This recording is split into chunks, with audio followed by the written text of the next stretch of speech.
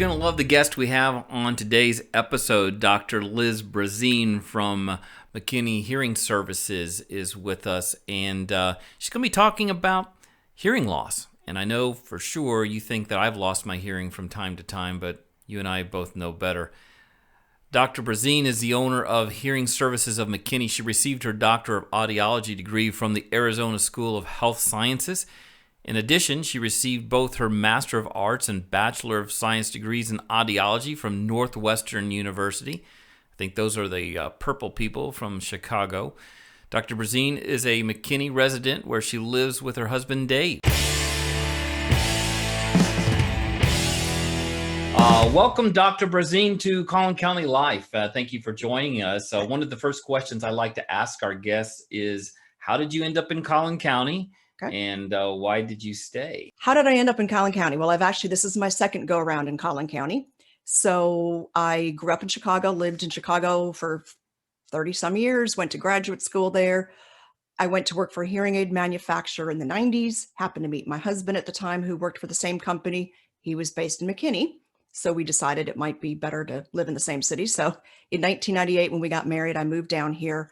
And we were here for about 2 years, and then just a job opportunity with the same company came up, which required us to go back to Chicago because that's where the U.S. headquarters were.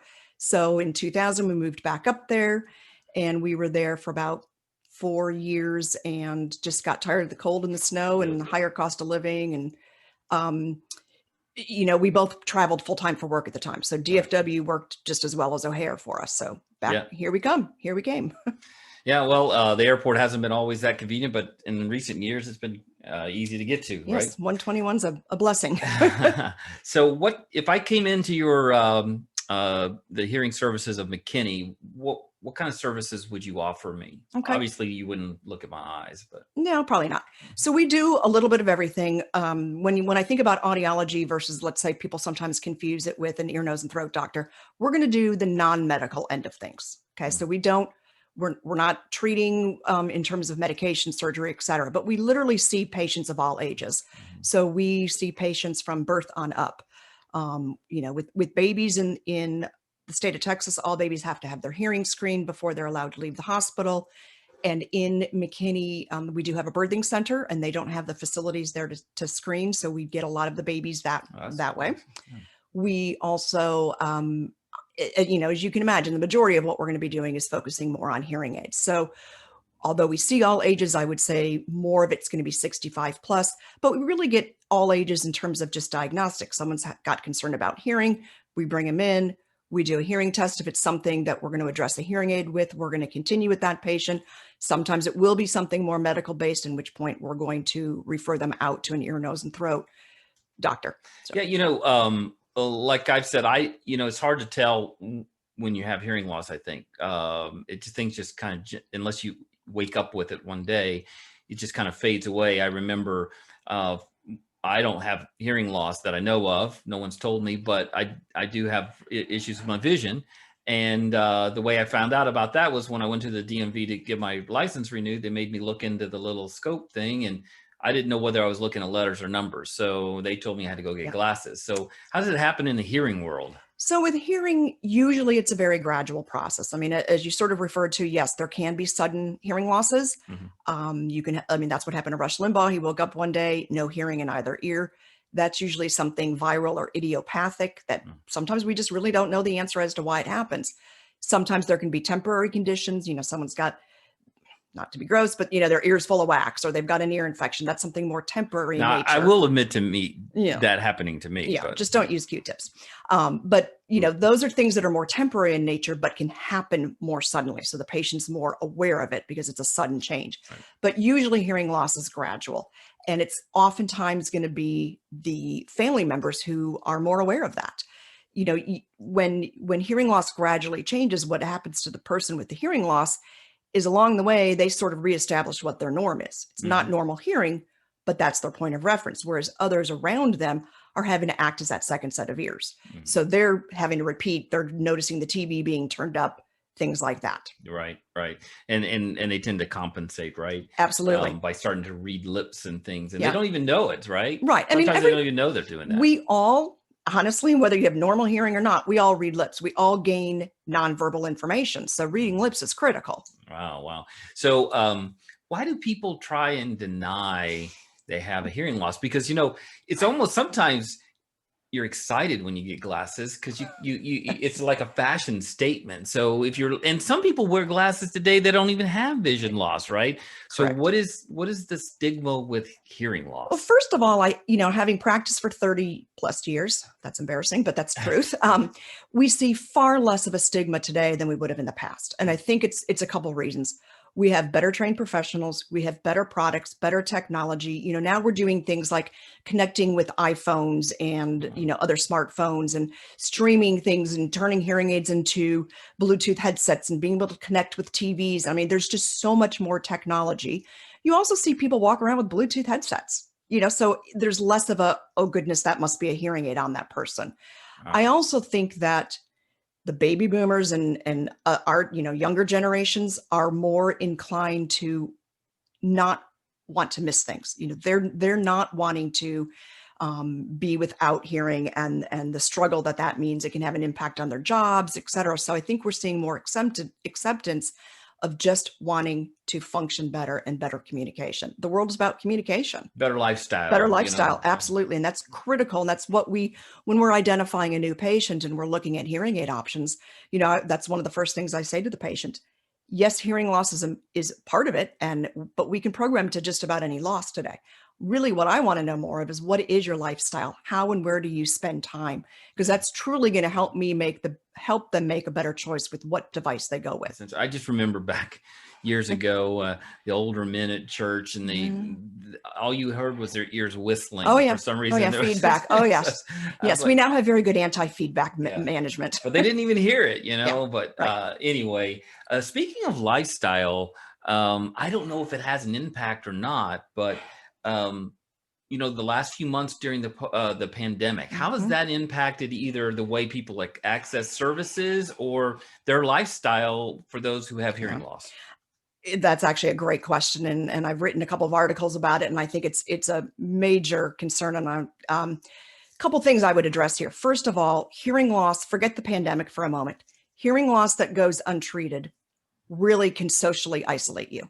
Wow. Okay. So there's a cutoff. There's some, barrier between you and the normal hearing world. And some of us are more social than others, but we're still social beings. We need that interaction with people. When you have hearing loss, you start to isolate.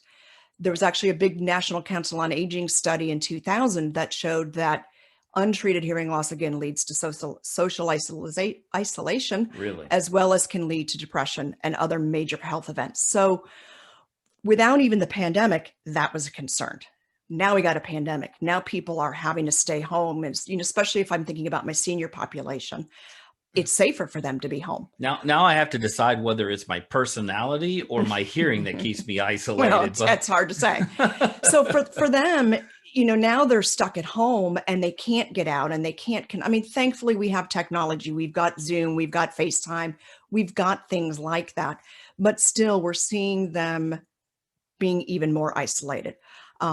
Then think about them wearing hearing aids. Okay, first of all, masks and hearing aids don't necessarily they don't work well together. Right. So we've had an increase of patients losing hearing aids. We've had patients who have to really have to think about, okay, I'm taking my mask off. Are my hearing aids still present? That's part of it. The bigger issue is and I understand the importance of masks by all means, right. But it's an impact on how well they communicate. So masks do a couple things. First of all, it blocks our physical view. Right. You mentioned lip reading. We all read lips. We all get nonverbal information. You cover that face and you've lost that. Yes, I have a clear mask. I found that I could whisper a lot of things now that I couldn't before. Yeah, because absolutely. Of the mask. Absolutely. So I have a clear mask and that can help with the visual end of things. But the other thing that people often do not realize with masks is that it's blocking the sound. Right. In particular, it blocks.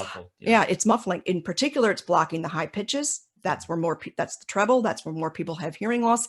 That's the consonants of speech, which give us our meaning or clarity to what we're listening to. Wow. So major impact. The beauty for some of these people, though, is that with today's technology, with being able to adjust a lot of it through your smartphone, a lot of the hearing aid manufacturers have actually come up with mask modes. so that Really? it can help to counter that. But it's a big concern. In terms of services, we probably were only closed for about a week. We were considered essential workers. We just had to kind of figure out how do we service these patients safely. So there's So obviously, I can get into your office oh, today. absolutely. Yeah. Okay. We try to limit, obviously we're following all the CDC sanitation protocols, on and on and on, et cetera. But so we're fully open. All right, great. So speaking of that, well, I have one last question. Maybe you can answer it, maybe not.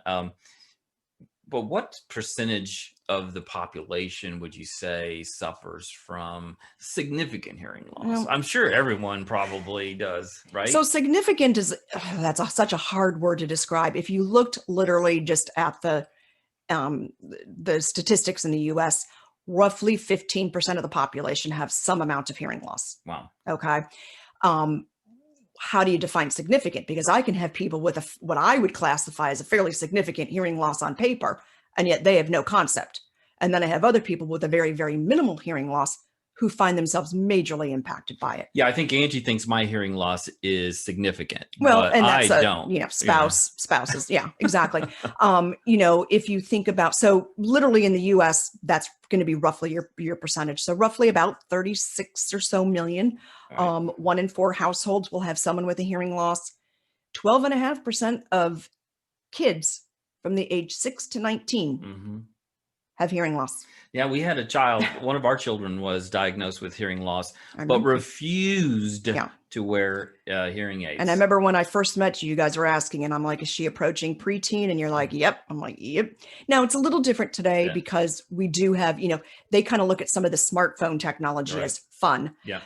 So there's a little bit less of that. Yeah, mom and dad, I need a smartphone now. Absolutely. Yes. That's often their argument. But with the kids, most of it is coming from wearing, obviously there's hereditary issues, et cetera.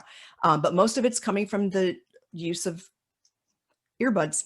Wow. So, yep. All right. So finally here, if someone's listening to the podcast and they're like, I know someone that needs help, Dr. Brassine can help them. How would they go about doing that? So they call in, they can go to your website, make an appointment. How would they do that? You have lots of different options. Certainly we do have our website, and they can log on there and they can put a request in. I usually then respond to those. Most people, I'd say, just thinking about kind of our population, most people tend to call in. So they would call the office. Obviously we'd gather all their information, figure out kind of what they need, what they're looking for, what kind of appointment they need, and then go ahead and get them scheduled. All right. Well, thank you for joining us today, Dr. Brassine, and I'm certainly hoping that you'll help Collin County hear better in the future. Absolutely. Thank you. All right. Thank you.